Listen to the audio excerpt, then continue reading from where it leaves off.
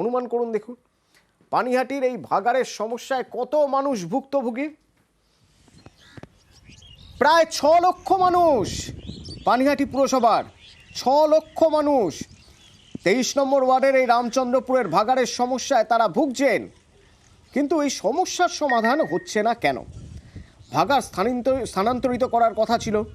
গত 1 মাস ধরে ভাগাড় বন্ধ করে বিক্ষোভ দেখাচ্ছে ভাগাড় উচ্ছেদ কমিটি, কিন্তু স্থানান্তর হচ্ছে না, সমস্যার সমাধান হচ্ছে না কেন? কোথায় জটিলতা? সুবীর প্রতিনিধি আমার সঙ্গে রয়েছেন। সুবীর, সমস্যা কোথায়? সমস্যা যে আছে, ভাগাড়টা যে জলজ্যান্ত একটা সমস্যা, সেটা তো সবাই মানছেন, এলাকার মানুষও মানছেন, প্রশাসনে যারা রয়েছেন তারাও মানছেন, কিন্তু সরানো যাচ্ছে না কেন?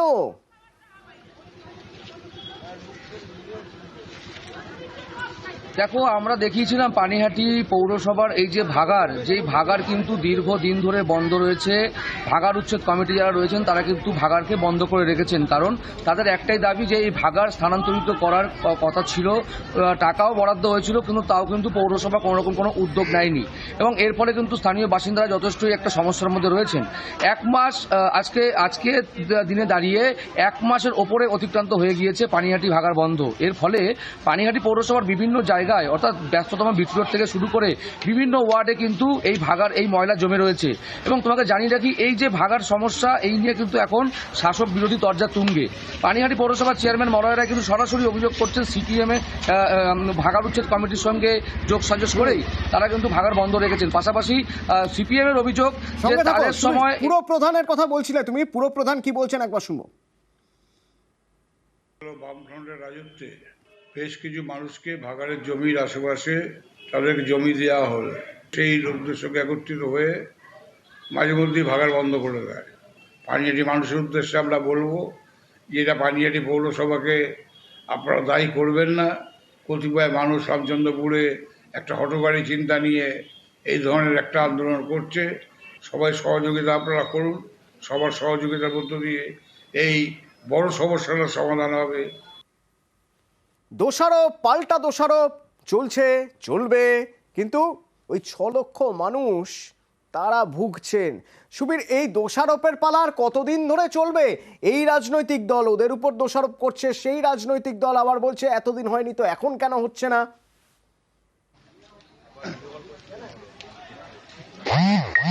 দেখো, এটাই কিন্তু প্রশ্ন, কারণ পানিহাটি পৌরসভার যে 6 লক্ষ মানুষ তারা কিন্তু এই ভাগাড় এই যে নোংরা আবর্জনা, সেই যন্ত্রণায় কিন্তু জেরবার হয়ে যাচ্ছেন।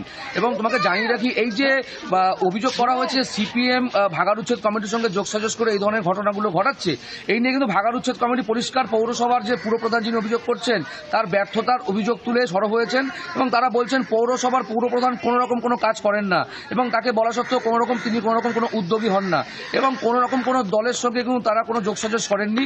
তারা তাদের যে অসুবিধা, সেই অসুবিধার কথা মাথায় রেখে তাদের যে দাবি, এই দাবি নিয়েই তারা আন্দোলন চালাচ্ছে। যতদিন না পর্যন্ত পানিহাটির ভাগাড় স্থানান্তরিত করা হবে ততদিন কিন্তু তারা এই লাগাতার আন্দোলন চালিয়ে যাবেন, এমনটা কিন্তু হুঁশিয়ারি দিয়েছেন ভাগাড় উচ্ছেদ কমিটির কনভেনর শ্যামল ব্যানার্জি। ধন্যবাদ। সিপিআইএম এর বিরুদ্ধে অভিযোগ, সিপিআইএম কি বলছেন এবং ভাগাড় উচ্ছেদ কমিটি তারা নাকি যোগসাজশ করছে, তাদের বক্তব্য শুনুন।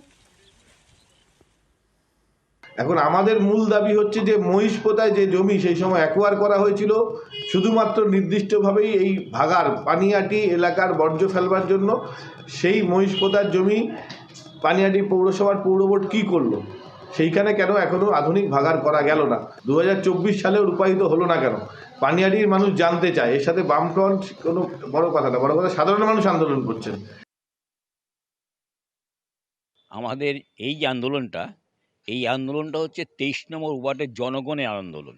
পুরপ্রধানের বক্তব্য হচ্ছে উনি কোনো কাজ করেন না, তো উনি এই জন্য সমস্ত বলেছেন, কারণ উনি নিজেই জানেন যে উনি কতটুকু কাজ করেন।